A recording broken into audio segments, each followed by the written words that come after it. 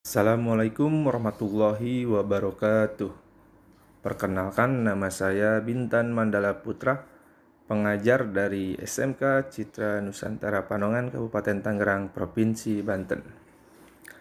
Di sini saya akan memaparkan hasil best practice saya yang menggunakan metode STAR, yaitu situasi, tantangan, aksi, refleksi, hasil, dan dampak, terkait pengalaman mengatasi permasalahan siswa dalam pembelajaran. Di sini lokasinya di SMK tempat saya mengajar, yaitu SMK Citra Nusantara Panongan, Kabupaten Tangerang, Provinsi Banten. Lingkup pendidikannya sekolah menengah kejuruan. Tujuan yang ingin dicapai yaitu meningkatkan kemampuan peserta didik dalam mempraktikkan gerakan memegang peluru, awalan, tolakan, dan gerakan lanjutan. Di sini penulisnya saya sendiri, tanggal 4 Desember 2022. Kita langsung saja di situasinya. Di sini yang dipertanyakan yaitu kondisi yang menjadi latar belakang masalah, mengapa praktik ini penting untuk dibagikan, apa yang menjadi peran dan tanggung jawab Anda dalam praktik ini.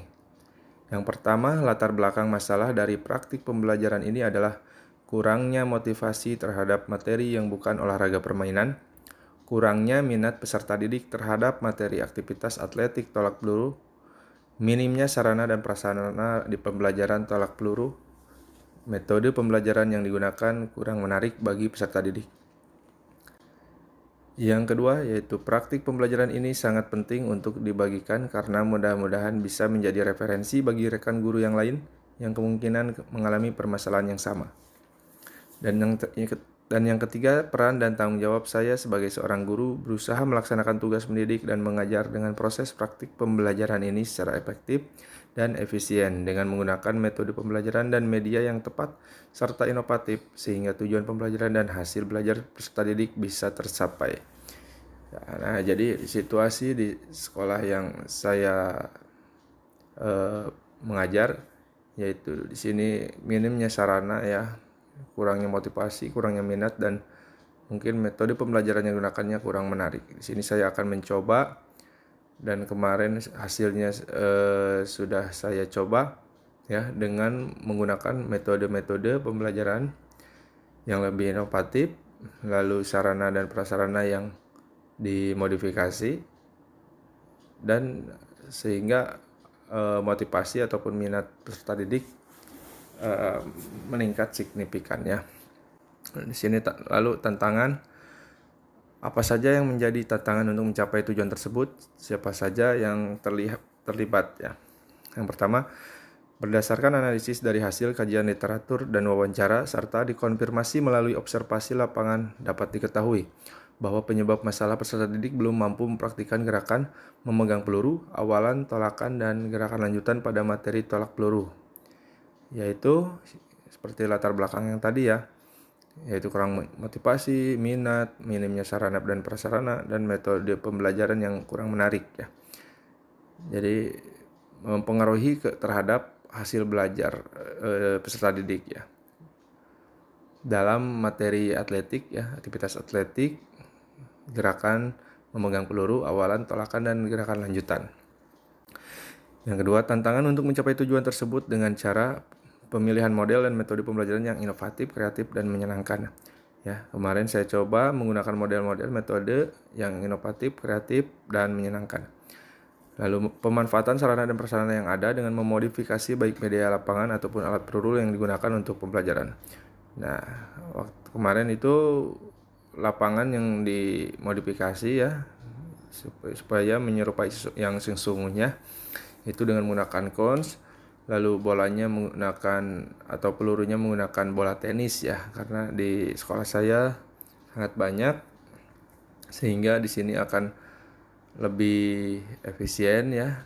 Jadi peserta didik dapat memperagakan cara memegangnya, awalan, tolakan itu dengan lebih banyak sentuhannya dan lebih aktif.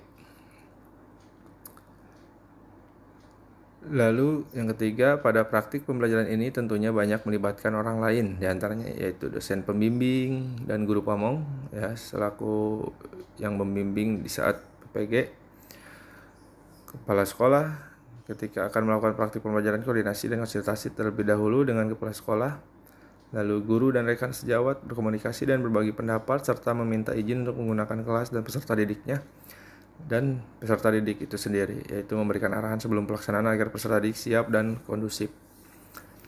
Lanjut ke aksi. Langkah-langkah apa yang dilakukan untuk menghadapi tantangan tersebut? Strategi apa yang digunakan? Bagaimana prosesnya? Siapa saja yang terlibat? Apa saja sumber daya atau materi yang diperlukan untuk melaksanakan strategi ini? Yang pertama, langkah-langkah yang harus dilakukan guru untuk menghadapi tantangan tersebut, yaitu pemilihan model dan metode pembelajaran. Nah, di sini strategi yang dilakukan guru saya dalam pemilihan model dan metode pembelajaran adalah dengan memahami karakteristik peserta didik dan materinya. Di sini guru memilih model pembelajaran PBL dengan pendekatan SCL menggunakan model problem based learning dengan pendekatannya student centered learning. Dan strateginya menggunakan small group discussion. Di sini ada kelompok-kelompok kecil yang saling bekerja sama, saling diskusi saling mengkoreksi. Lalu ada metode resiprokal, teknik mengajar demonstrasi, diskusi, tanya jawab, penugasan, dan taktik mengajar bagian keseluruhan. Nah, di sini ada taktik mengajar bagian keseluruhan, yaitu nanti ada cara kemarin ada cara memegang terlebih dahulu awalannya dan tolakannya serta gerakan lanjutannya. Dan pada akhirnya secara keseluruhan yaitu melakukan rangkaian gerak dari memegang peluru, awalan, tolakan, dan gerakan lanjutan. Lalu pemanfaatan sarana dan prasarana yang dimodifikasi yang seperti saya setelah jelaskan, yaitu sarana dan prasarana yang digunakan yaitu memodifikasi peluru dengan bola tenis karena tidak memiliki peluru asli, melainkan banyaknya jumlah bola tenis di tempat saya mengajar, serta memodifikasi lapangan tolak peluru dengan kunci atau tali. Yang ketiga, meningkatkan motivasi peserta didik. Strategi yang dilakukan guru dalam meningkatkan motivasi peserta didik adalah dengan merancang pembelajaran yang berpusat pada peserta didik yang dikembangkan melalui RPP serta mencoba memasukkan bentuk permainan ke dalam aktivitas tolak peluru. Jadi meskipun aktivitas tolak peluru itu dia lebih ke pasif berolahraganya tidak seperti olahraga permainan. Jadi saya merancang aktivitasnya itu dengan memasukkan sedikit permainan ke dalam aktivitas tolak peluru seperti memasukkan bola dengan gerakan tolak peluru, memasukkan bola ke keranjang, dan ada poin-poin tertentu yang harus dicapai dan ada hukuman yang ketika peserta didik tidak dapat memasukkan bola ke keranjang. Di situ peserta didik sangat antusias sekali karena sangat menarik. Di aktivitas tolak peluru ada dimasukkan sedikit permainan. Prosesnya yaitu guru mengembangkan RPP yang berpusat pada peserta didik dan guru merancang langkah-langkah kegiatan selama proses pembelajaran yang menyenangkan dan peserta didik lebih aktif Jadi lebih aktif dengan bola banyak per kelompok, peserta didik lebih aktif saling mengkoreksi, saling berusaha untuk melakukan gerakan yang benar. Lalu sumber daya yang diperlukan dalam pemilihan metode ini yaitu pemahaman atau kompetensi guru terhadap pengembangan RPP dan juga kreativitas perancang kegiatan-kegiatan. Di sini guru itu sangat dituntut sekali untuk kreatif dan inovatif dalam merancang kegiatan-kegiatan atau aktivitas dalam pembelajaran supaya tujuan dari pembelajaran tersebut tercapai Dan yang terakhir ada refleksi hasil dan dampak. Di sini pertanyaannya, bagaimana dampak dari aksi dari langkah-langkah yang dilakukan? Apakah hasilnya efektif atau tidak efektif? Mengapa? Bagaimana respon orang lain terkait dengan strategi yang dilakukan? Apa yang menjadi faktor keberhasilan atau ketidakberhasilan dari strategi yang dilakukan? Apa pembelajaran dari keseluruhan proses tersebut? Dampak dari aksi dari langkah-langkah yang dilakukan dapat dianalisis yang menunjukkan hasil yang efektif. Jadi kemarin sudah saya lakukan dan hasilnya itu sangat efektif ya, cukup berhasil. Yang pertama, penerapan model pembelajaran problem based learning dapat meningkatkan kualitas pembelajaran yang berpusat pada peserta didik sehingga menjadi lebih aktif, berinteraksi, komunikasi, dan saling mengkoreksi dalam kelompok serta menumbuhkan keterampilan berpikir kritis ya. Jadi peserta didik sangat berpikir kritis ketika mengkoreksi temannya. Jadi sudah cepat memiliki pengetahuan dalam gerakan tolak peluru tersebut ya. Karena di sini dituntut untuk mencari informasi sendiri, siswa belajar untuk mencari gerakan-gerakan yang benar ya. Dan guru juga sudah menjadi perannya sebagai fasilitator, motivator, dan evaluator. Lalu penerapan media pembelajaran dan alat yang dimodifikasi dengan tepat dapat menjadikan peserta didik antusias dan tertarik dalam mengikuti pembelajaran tolak peluru sehingga hasil penilaian pun dalam melakukan gerakan cukup bagus. Nah, di sini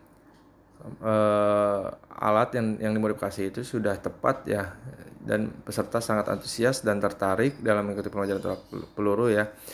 Dan sehingga penilaian pun dan hasil belajar pun sangat tercapai ya. Biasanya kalau alatnya sedikit itu siswa mengantri, jadi kurangnya sentuhan siswa terhadap dalam melakukan gerakan sehingga hasil belajar itu tidak tercapai. Kebanyakan di tolak peluru itu peserta didik melakukan gerakan seperti melempar, sangat beda sekali ya. Nah, di sini peserta didik sudah memahami, mengerti, dan sudah karena banyak sentuhan dengan alat dimodifikasi, pada akhirnya hasil belajarnya pun sangat baik sekali ya. Lalu penerapan model dan metode pembelajaran yang dikembangkan dalam RPP dengan merancang langkah-langkah kegiatan yang berbasis permainan dalam tolak peluru menjadikan peserta didik termotivasi dan terlihat tertarik ya. Peserta didik terlihat motivasinya tinggi ya, karena antusiasnya dalam melakukan aktivitas tolak peluru dengan dirancang dan dimasukkan sedikit permainan ya. Respon peserta didik terhadap pembelajaran ini merasa sangat senang dan tidak membosankan dilihat dari selama proses pembelajaran berlangsung dari awal sampai akhir serta pada refleksi mengungkapkan pembelajaran menyenangkan dan aktif ya. Waktu kemarin itu respon peserta didik mengungkapkan ya sangat senang ya karena seru gitu ya, tidak membosankan. Yang biasanya tolak peluru itu membosankan karena notabene peserta didik itu senang dengan olahraga permainan ya. Lalu faktor keberhasilan dalam pembelajaran ini sangat ditentukan oleh keterampilan dan kemampuan guru dalam menerapkan metode yang tepat dan inovatif, model pembelajaran berpusat pada peserta didik, dan aktivitas pembelajaran yang bervariatif ya. Lalu pembelajaran yang bisa diambil dari proses yang sudah dilakukan guru adalah guru harus bisa memilih metode yang tepat serta lebih inovatif dan kreatif dalam merancang proses pembelajaran. Nah, mungkin itu saja ya pemaparan saya tentang best practice ya. Best practice saya ya yang telah saya buat, mungkin mudah-mudahan bisa menjadi referensi buat rekan-rekan guru yang lain ya, bagaimana cara atau menyusun, merancang, menciptakan langkah-langkah pembelajaran yang inovatif ya. Di sini guru dituntut sekali untuk inovatif, kreatif ya, supaya hasil belajar, tujuan pembelajaran tercapai.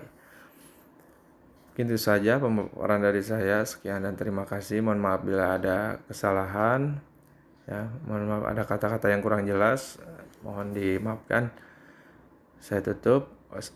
Wassalamualaikum warahmatullahi wabarakatuh.